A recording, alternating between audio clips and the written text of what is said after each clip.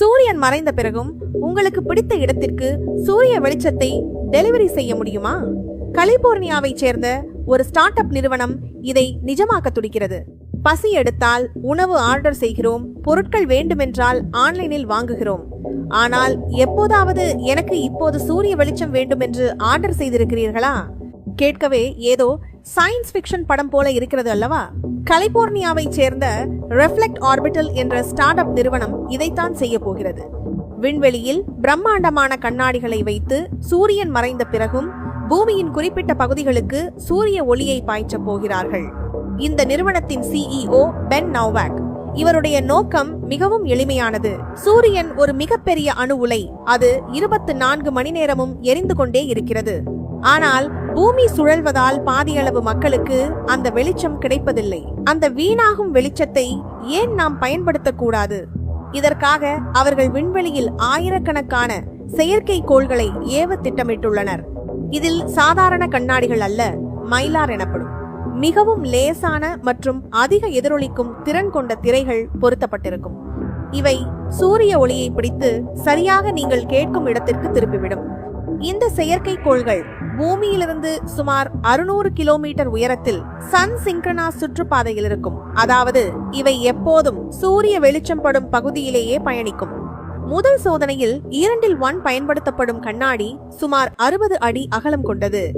நீங்கள் ஒரு ஆப் மூலம் உங்கள் லொகேஷனை தேர்ந்தெடுத்தால் அந்த செயற்கைக்கோள் தனது கண்ணாடியை சற்றே திருப்பி உங்கள் பகுதியில் சுமார் 5 கிலோமீட்டர் சுற்றளவுக்கு வெளிச்சத்தை பாய்ச்சும்.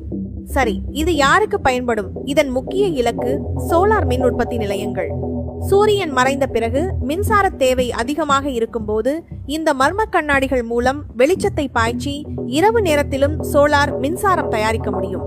விலையை பொறுத்தவரை ஒரு மணி நேர வெளிச்சத்திற்கு சுமார் $5000 இந்திய மதிப்பில் சுமார் 4 லட்சம் ரூபாய் வசூலிக்க திட்டமிட்டுள்ளனர். இது தவிர பேரிடர் காலங்களில் மீட்பு பணிகளுக்கும் இரவு நேர கட்டுமான பணிகளுக்கும் இது ஒரு வரப்பிரசாதமாக இருக்கும் என்று நிறுவனம் கூறுகிறது. இந்த திட்டம் அறிவிக்கப்பட்டதில் இருந்தே விஞ்ஞானிகள் மத்தியில் கடும் எதிர்ப்பு கிளம்பியுள்ளது. ஒளி மாசு இரவில் நட்சத்திரங்களை ஆராயும் வானியலாளர்களுக்கு இது ஒரு பெரிய தடையாக இருக்கும். வானம் எப்போதும் வெளிச்சமாக இருந்தால் பிரபஞ்சத்தின் ரகசியங்களை ஆராய முடியாது. இயற்கை சுழற்சி பாதிப்பு, இரவு நேர விலங்குகள், பறவைகள் மற்றும் பூச்சிகள் இந்த திடீர் வெளிச்சத்தால் குழப்பமடையும். குறிப்பாக பறவைகளின் இடப்பெயர்வு பாதிக்கப்படலாம். விண்வெளி குப்பைகள் 2035க்குள் சுமார் 50,000 கண்ணாடிகளை ஏவ திட்டமிட்டுள்ளனர்.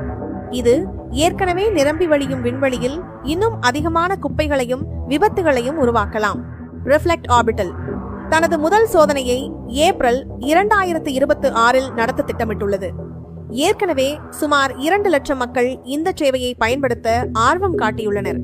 சிக்னல் இல்லாத இடத்தில் இன்டர்நெட் கொடுத்த ஸ்டார்லிங்க் போல இது இரவு நேரத்தில் வெளிச்சத்தை கொடுத்து புரட்சி செய்யுமா அல்லது வெறும் பகல் கனவாக முடியுமா? மேலும் இது போன்ற சுவாரஸ்யமான வீடியோக்களுக்கு எங்கள் சேனலை சப்ஸ்கிரைப் செய்யுங்கள். நன்றி.